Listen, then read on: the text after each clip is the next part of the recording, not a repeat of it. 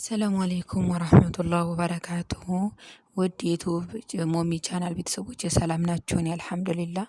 ሀባይ ላይክ፣ ሼር፣ ሰብስክራይብ ያደረጋችሁ ለምታበረታቱኝ እንዲሁም በኮሜንት በርች ለምትሉኝ አላህ ያበርታችሁ፣ እናንተን ትልቅ ደረጃ ይስጣችሁ ማለት ነው። እንዲሁም ላይክ፣ ሼር፣ ሰብስክራይብ ላላረጋችሁኝ እህቶቼ አድርጉኝ። ለእናንተ ምንም አይጎለባችሁም፣ ለእኔ ግን ይጠቅመኛል። ዛሬ የማካፍላችሁ የአንዲት እህታችን የልጅነት ታሪክ ነው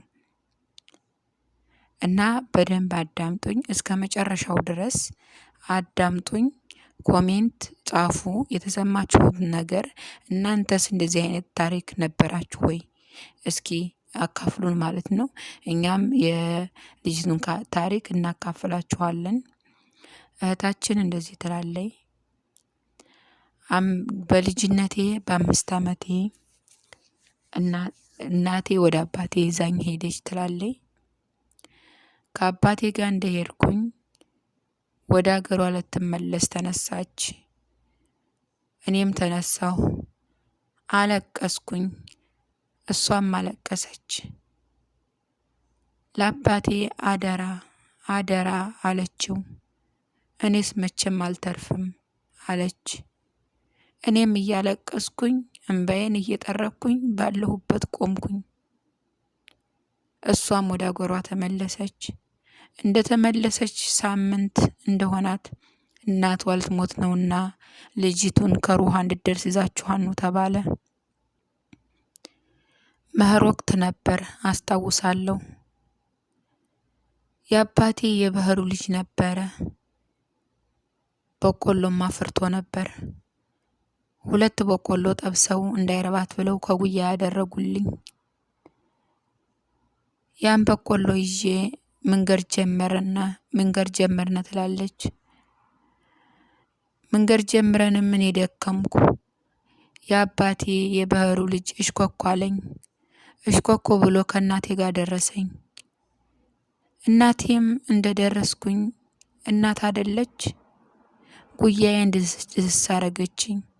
ጉያዬን ስዳስሰኝ ያንን በቆሎውን አልጨረስኩትም ነበር እናገኘች። ተቀብላ ጋጥ ጋጥ አረገችው። ከዛ የአባቴን የባህሩን ልጅ እጁን ያዘችው።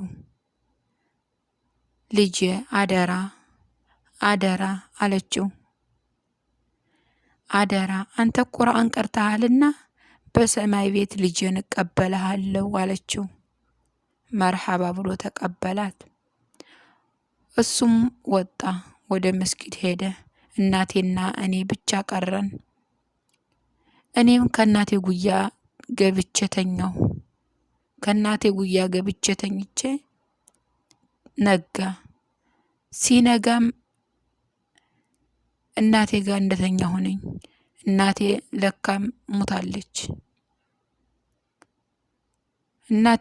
ሞታለች። ጎረቤት መጣች። መታ መሞቷን አየቻት። አይኗም እናቴ ፈጦ ነበር። አይኗን እንኳን ክድና አላረገቻትም። እናቴ ነጋዴ ነበረች። የምታስቀምጥበት ብሯን ጌጧን ቅል ነበረች። ፊት ለፊታችን ወደ ማዶ ተሰቅላ። ያቺ ጎረቤት ሩጣ ያችን ቅል አነሳች። አንስታ ወደ ቤቷ እየሮጠች ሄደች። ያችን ቅል ከቤቷ ድርሳ ተመለሰች። ከዛ በኋላ እሪ አለች። እኔም ከእናቴ ጉያ ውስጥ ነኝ። ሰው መጣ። ከእናቴ ጉያ ፈልቀቀው አወጡኝ። ከዛ በኋላ ምን እንደሆነ አላስታውስም ለትንሽ ደቂቃ።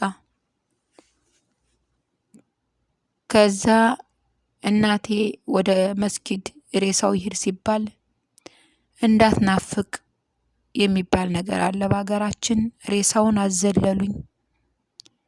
እኔም ምንም አልመሰለኝም ትንሽ ስለነበርኩኝ ትላለች። ከዛ ህይወት ቀጠለ። የእናቴም ጌጧም ብሯም ተወስዷልና እናቴ ግን ሞተች። ህይወት ቀጠለ። ወደ አባቴ ተመለስኩኝ ትላለች። ከአባቴ ጋር ህይወት ቀጠለ። አልሐምዱሊላህ ትላለች። አባቴ ቤት ምንም የሚጎል ነገር የለም ትላለች፣ ኢላ የእናት ፍቅር በስተቀር።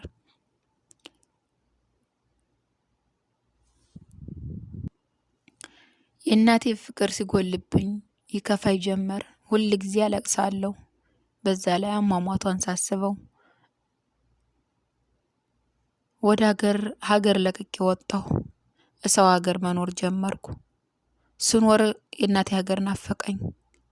ለመሄድ ፈለኩኝ።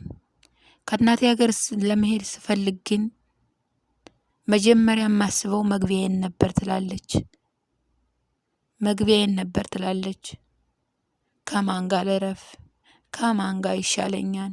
ሁላቸውም ፊታቸውን ያጠቁሩብኝ ነበር ትላለች። አይ እናት እናት እናት ስሟ አነሳት። ከእናቴ መሬት ወደ ላይ ባዶ ቦታ ነበር። ከዛ ሆኜ መግቢያዬን ወዲህ ልግባ ወዲያ ልግባ እያልኩኝ ቆሜ አስባለሁ ትላለች። ከዛ መጨረሻ ያለኝ አማራጭ የእናቴን አገር ናፍቆት ለመወጣት ሄጄ ከአንዱ አይኔን ጨፍኜ እገባለሁ ትላለች። ያው ሰላም የለም። ያው ስም ያለ ስም ይሰጣል። ከዛ ሰርግ ደረሰ። ሰርግ መሄጃችን ሰርግ ተጠራ። ሰርግ ሆነ። ሁሉም የእናቱን እጅ ይዞ ይሄዳል ትላለች። እኔ ግን የማንን እጅ ወደ ሰርግ ልሄድ ትላለች። አልተሰራሁ፣ አልተቀባሁ፣ ደህና ልብስ አልለበስኩ ትላለች። ይገርማል።